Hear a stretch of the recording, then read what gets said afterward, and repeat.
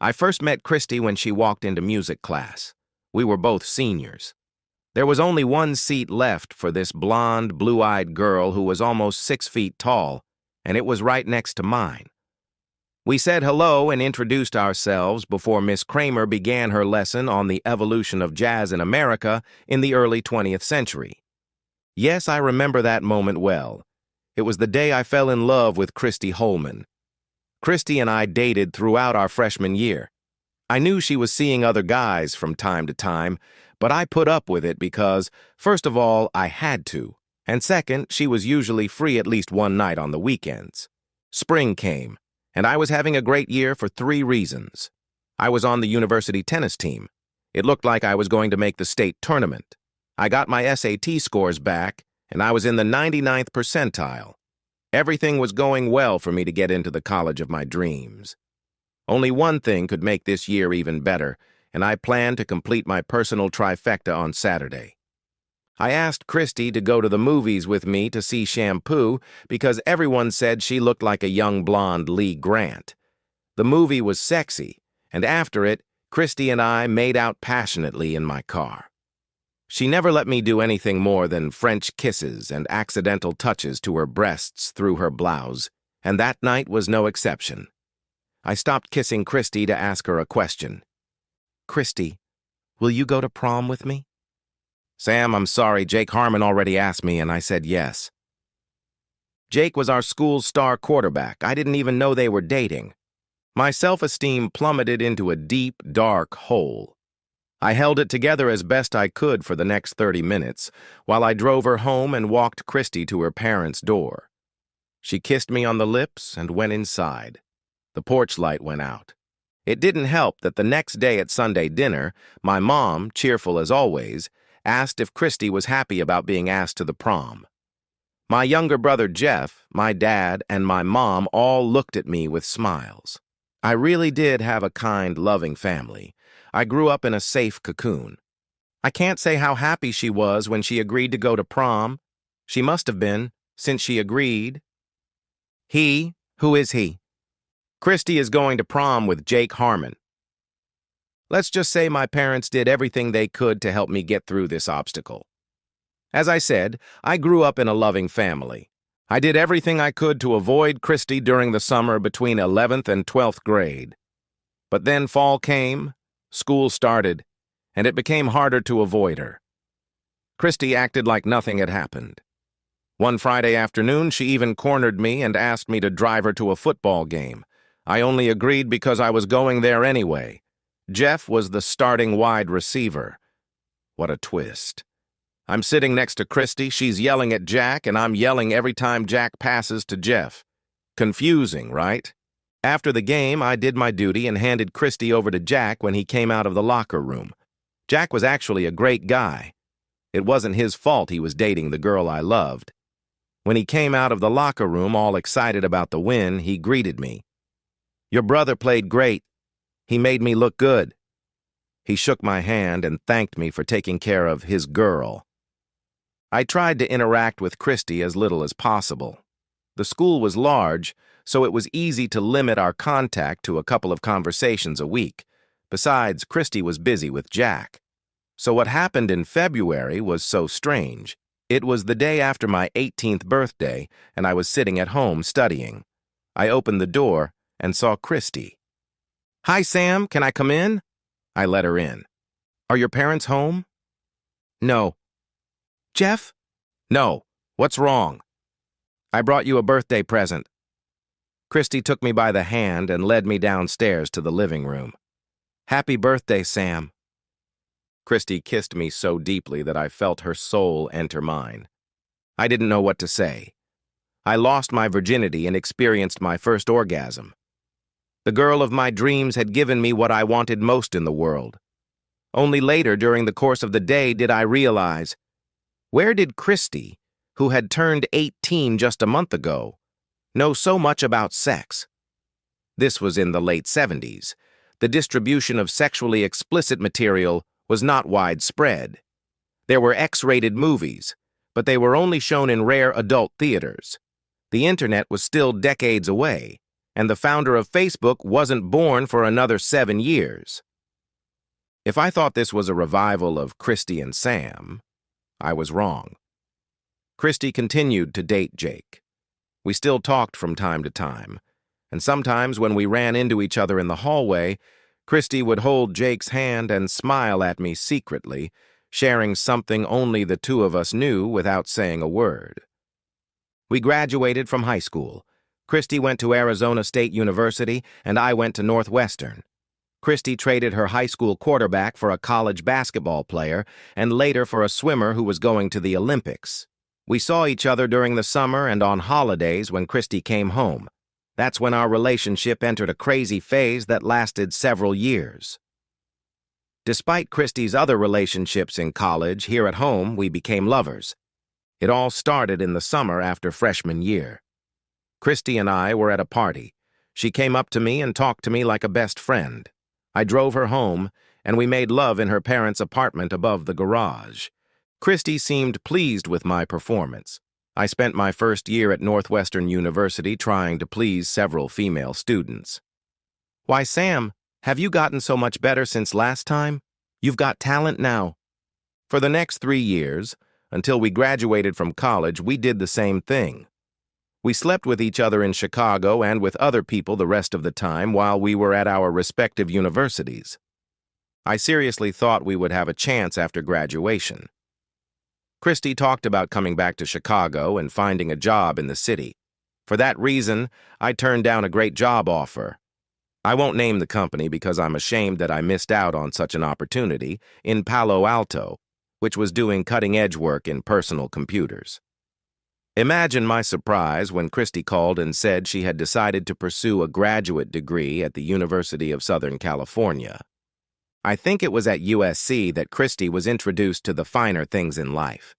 Being around the rich and beautiful people of Southern California allowed her to experience what it was like to spend a day on a yacht or cruise down Rodeo Drive in a Bentley with friends. After 2 years at USC, Christy came back home. I was still single, and we started dating and sleeping together again. I asked myself again, maybe this is what I've been waiting for? Maybe this is what I've been waiting for my whole life. My parents and brother told me I was crazy, and I was upset that they didn't believe in me. Wasn't I good enough for her? Was that what they meant? Of course not, but I was too stupid to realize that they thought Christy wasn't good enough for me. Christy and I dated for the next 5 months until I decided to propose and give her an engagement ring for Christmas. At least, that was until the night we were coming home from a wonderful Beethoven concert at the Chicago Symphony Orchestra. Sir Georg was in great form that night.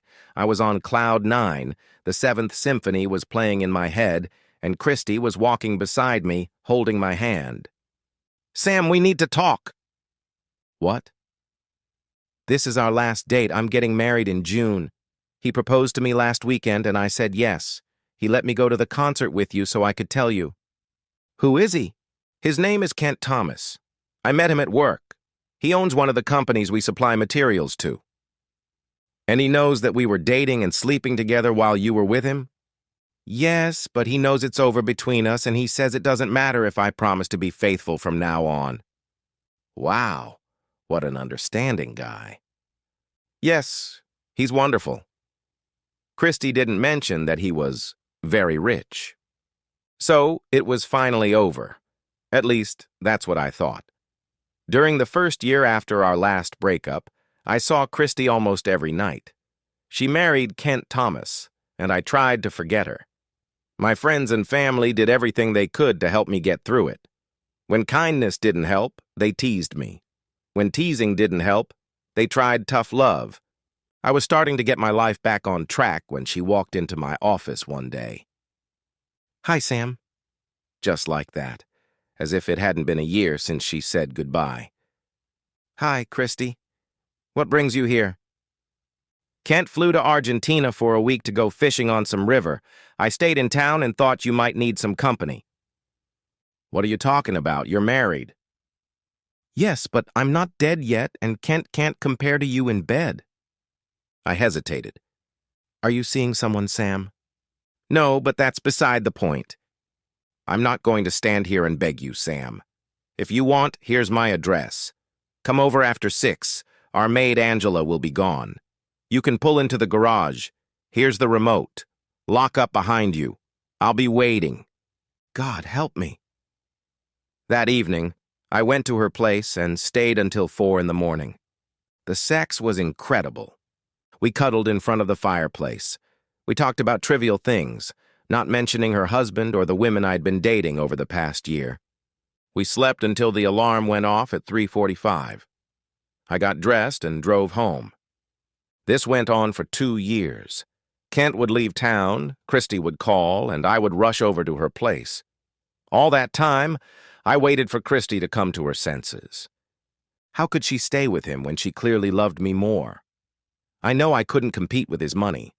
Hell, I wasn't even in the same league, but I made good money, could afford vacations, cars, and luxury. Maybe not monthly vacations to Europe, or the Mercedes-Benz 450 convertible she drove, or the 4-carat diamonds she wore. But did she need those things when she had me? During those 2 years, I saw my family less and less. My parents, my brother and his wife were shocked and outraged by me. Most of all, my brother's wife, Rachel. She was very strict about infidelity, and I was never invited to their house, although she didn't forbid Jeff from seeing me. I think she hoped he would influence me. I waited 2 years. And then I looked up from the table and saw him standing in front of me. I naturally looked to see if he had a gun or other weapon in his hands. Nothing but 2 hands, not even clenched into fists. I had never seen him before, but I recognized him from the photos hanging in the hallway leading to their bedroom. In the photos, he was with Christy in Venice, Buenos Aires, Paris, and many other exotic places. He was a little shorter than me, but in excellent shape for a 50-year-old man. He was impeccably dressed. His suit probably cost as much as my entire wardrobe. In keeping with the fashion for casual dress, he wore no tie, and his immaculately ironed shirt was unbuttoned at the collar. His clothes, his immaculate hair, his whole being simply infuriated me. "What do you want?" I asked in the most threatening tone I could muster. I had grown bold, seeing that he had no weapon. "May I sit down?" "Please." "Mr. Brown, I've come to ask how much it will cost me to stop you seeing my wife." "Mr. Thomas, you don't have that kind of money." "I have plenty of money." "Mr. Thomas, I have loved Christy for 12 years. I should be her husband, not you. You are her husband only because you can buy her everything she deserves. Do you really think a woman as beautiful as Christy would marry a man 20 years her senior if he didn't have money?" "No. I don't doubt that Christy married me for money. But that doesn't change the fact that I love her, that we made vows to each other, that she says she loves me, and I believe her. And I know it sounds ridiculous when I say she loves me, when I see the man who sleeps with her every time I leave town. The simple fact is, Mr. Brown, Christy married me, not you." His arrogance continued to anger me, and I exploded. "Yes, you married her, but I sleep with her." My outburst must have hit Kent Thomas between the eyes and straight to the soul. His face became sad, his mouth twisted into a grimace. Finally, he spoke. "Mr. Brown, I love my wife. Yes, she's not perfect, and yes, you two sleep together, but in every other way, Christy is a wonderful wife. Her only flaw is the feelings she has for you, but it's not love, or she would have left me and married you when I gave her the choice. I offered Christy her freedom and even handed her a check for $1 million. She didn't take it." "That must be a lie. Christy would never turn down $1 million. That would give us everything we need to be together." "Mr. Thomas, I don't believe you. This conversation is over. I would appreciate it if you would leave my office." Kent Thomas stood up from his chair and left without saying a word. Christy didn't call for several days, but I didn't expect her to call while her husband was in town and watching her. I decided to contact my brother and go to the Blackhawks game. We had a great time until I mentioned Kent Thomas's visit. You won't believe it, Jeff. That man sat there and practically begged me to stop seeing Christy. Can you believe a man could stoop so low? My younger brother just stared at me in amazement. I couldn't take it anymore. What? Are you really going to sit here and discuss the humiliation of another man because of Christy? My brother? A man who waited over 10 years for her to be his girlfriend, his wife, or something else? She was my girlfriend and lover for almost all of that time. And yet she dated a quarterback in high school, a basketball star in college, and married another man. I'm just glad Rachel has a different understanding of fidelity. Rachel would never have married me if she felt the same way about exclusivity as your friend. From that point on, everything went downhill, and I think I said something humiliating about Rachel. Eventually, Jeff told me to go to hell and left the bar. I didn't hear from Christy for the next few months. She was in Europe and then at their house in Palm Beach. On Saturday, I got a call from Christy. Can you come over tonight? I have the evening free. But all flights to Palm Beach were booked until 10 p.m., so it didn't work out. It wasn't until 7 months after Kent Thomas visited my office that I saw Christy again. We knew we couldn't go to her house, so we met at the Drake while she was out shopping. It cost me a fortune, but it was worth it. Nothing seemed to have changed between us. The sex was, as always, out of this world. We made love for 2 hours. 2 hours during which I tried with all my might to make her forget that she lived in another world. After 2 hours, Christy took a shower, got dressed, and left the room.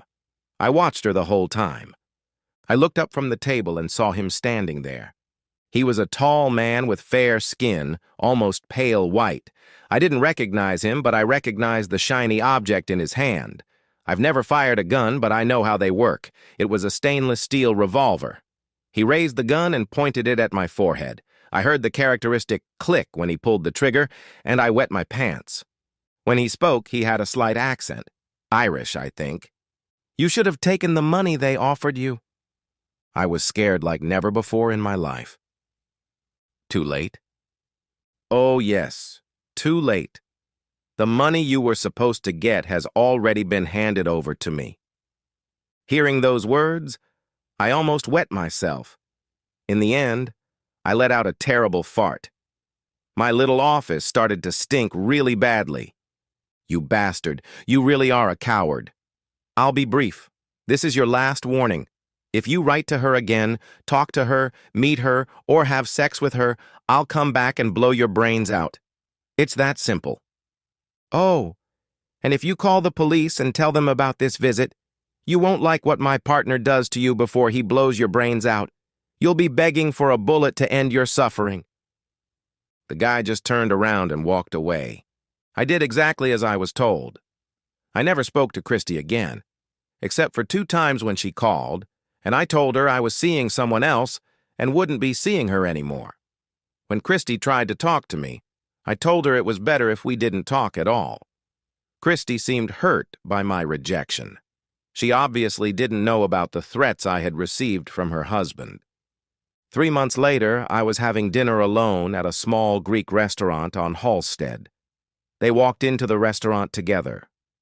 Damn, of all the thousands of restaurants in Chicago, and especially this one, this was not the place where a multimillionaire and his trophy wife would spend time. What the hell were they doing here? They sat down so that I was across from them, just a couple of tables away, close enough to hear their conversation. Christy looked in my direction and saw me. She leaned over to Kent and said she recognized a friend. Would he mind if she went over to say hello? Of course, honey. Christy got up from her chair and came over to me. Sam, what a surprise. How are you? I replied to Christy, glancing at Kent from under my eyebrows. He was looking at us and smiling. Fine, Christy. How are you? Better than ever. Are you still seeing that lady you told me about? My imaginary lady who helps me survive. I lied. Yes, I think we're going to get married. That's good, Sam. Will you invite your old friend to the wedding? No, probably not. Christy lowered her voice so Kent couldn't hear. God, Sam, Do you really have to be so damn cold? Now Kent shook his head and his smile became sinister. Go back to your husband and leave me alone. Go to hell! Christy turned and walked back to Kent. I put $20 on the table and left without looking at them. When I reached the door, it dawned on me. This wasn't a chance encounter at a restaurant. I had been followed and he knew where I would be. Kent Thomas had brought Christy here to humiliate me. He had won, and I had lost. 2 days later, the same tall Irishman walked into my office. All he said was, "Keep up the good work." That was it. My brother and I made up, but only after I apologized for acting like an idiot with Rachel. She didn't deserve to be treated with such disrespect. She was Jeff's loving wife. They convinced me that I needed professional help. I spent 6 months in therapy trying to get rid of 12 years of longing for a woman who never wanted anything more from me than a backup. It took me 6 months to realize that. What drives a woman like Christy, Doctor? Why does she treat a man she loves this way? Do you think Christy loves you? She said she did. She said so since high school. She was the first woman I ever made love to, and we continued to make love until her husband threatened me. I don't know Christy, and I can't say for sure, but from everything you've told me, she's a classic narcissist. The world revolves around her and what she wants, what she thinks she deserves. She wants everything that wealth can buy, but she also wants great sex. Her husband gave her one, you gave her the other. One man will never be able to fill the void in this woman unless he is a super rich, super macho man, and there are very few of those. Not enough for all the women out there looking for their ideal man. Besides, even if her husband is rich and great in bed, does he spend enough time with her, or is he too busy making a living to maintain their lifestyle? And does he satisfy her emotional needs? You see, Sam, people with narcissism will always find a reason to want more. And to be clear, this isn't just about women. Needs and desires may vary, but there are narcissistic men who can't satisfy their needs. Think of some of the lords of the universe you've encountered in the business world. They have the same problems, just different needs. But what about Kent Thomas, her husband, the doctor? How can a man allow himself to keep a wife who cheats on him? How can he put up with it? The doctor tried to hide his surprise at my question. He thought for a second, then replied, I'd like you to answer that question yourself, Samuel. How did you endure all these years, waiting for a woman who clearly treated you with such disrespect? You spent all that time loving an illusion. At least Mr. Thomas sleeps with her and spends most of his time in the same house with the woman he loves. You got much less, and all these years you kept coming back to her. His words hit me hard. At first, I was angry at him for what he said and how he said it. I almost canceled my next session the following week. But over the next few weeks, we talked it all out. His words confirmed everything my parents, brother, and friends had been trying to tell me for so many years. Everything fell into place. I can honestly say that 6 months later, I was able to resist Christy's next invitation, even without the threat of physical violence from the Irishman. I was almost there, almost free of her. It took another 2 months to place an ad in the men-seeking women section of the Readers, a newspaper specializing in matchmaking. It was the best option before dating sites came along. I met a few women, but eventually met my future wife through friends. When Fred and Diane Turner realized that I had finally gotten over Christy, they introduced me to a friend of theirs. Stacy Roberts was and remains a beautiful woman, both inside and out. To have found a woman who was still single and willing to marry me is more than I deserve. We have 2 wonderful children, and after 30 years of marriage, I can honestly say that Christy doesn't haunt my nightmares. I received an invitation to my 40th high school reunion and was about to throw it in the trash when the phone rang. It was Larry Parker, one of my best friends in high school and college. Sam Brown, long time no see. I got in touch with a few guys from the tennis team, and they want you to come to the reunion. Most of them are angry that you haven't been to any reunions since 10th grade. After Larry and I exchanged news, I agreed to come. It would be nice to see the guys. Stacy bought a new dress and high heels for the occasion. She looked elegant and sexy, but not vulgar, and I really enjoyed walking into the hall with such a beautiful woman on my arm. Why do memories of school never fade? We were having a wonderful evening at the table with the tennis team and their wives when she entered the room. From a distance, it seemed that Christy hadn't aged a day in the 30 years since I had seen her at that Greek restaurant. Her breasts were bigger. She was wearing more jewelry than Elizabeth Taylor at the Oscars, and she was accompanied by a guy who couldn't have been more than 40. Most of the men and some of the women at our table looked at her and then at me, clearly waiting for a reaction. Stacy noticed everything. She followed their glances. That must be Christy. Now the people at the table were looking at Stacy, waiting for her reaction. They were disappointed if they were expecting Stacy to lose her temper. I understand why she attracts attention. She's a beautiful woman. Sam, would you bring me another glass of wine, please? Stacy turned and continued the conversation she had been having before the break. She and Larry's wife were bragging about their grandchildren's amazing talents. I smiled and brought her wine. We sat at the table for another half hour. Other classmates came and went, stopping to say hello. Then I looked up and saw Christy standing next to me. Hi, Sam. Hi, Christy. You look good. Thanks. I don't think you've met my wife. This is Stacy. Stacy, this is Christy. We used to date.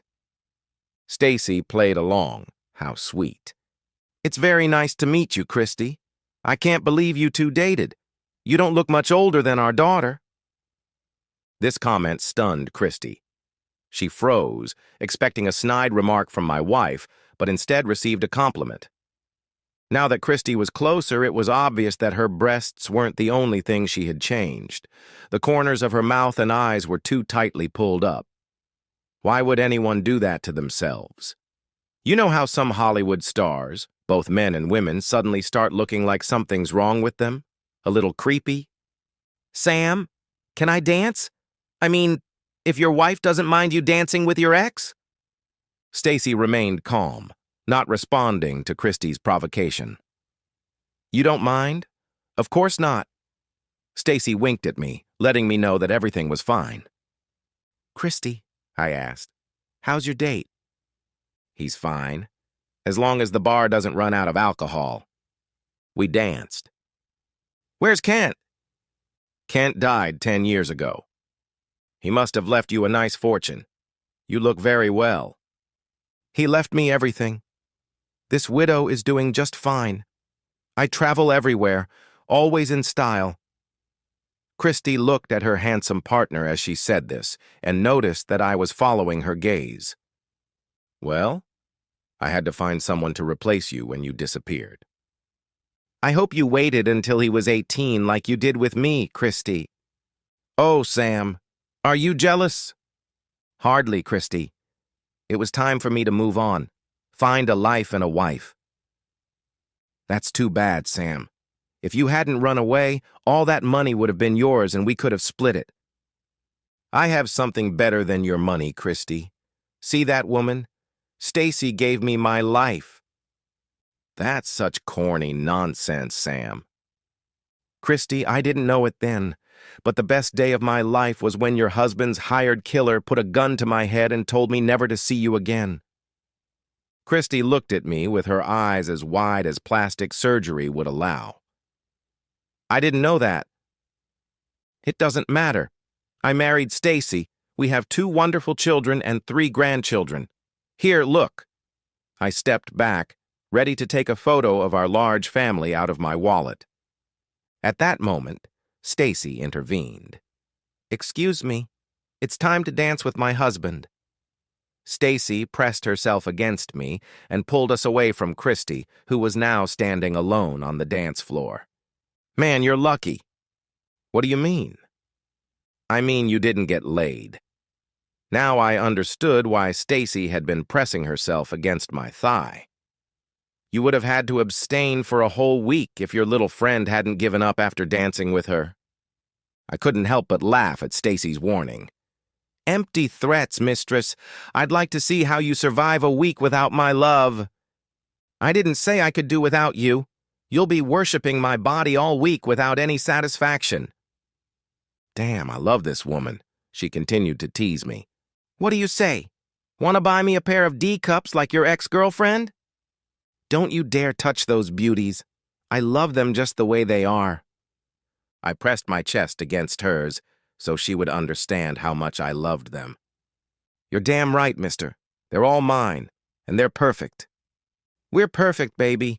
You know how much I love you. Stacy responded with a kiss,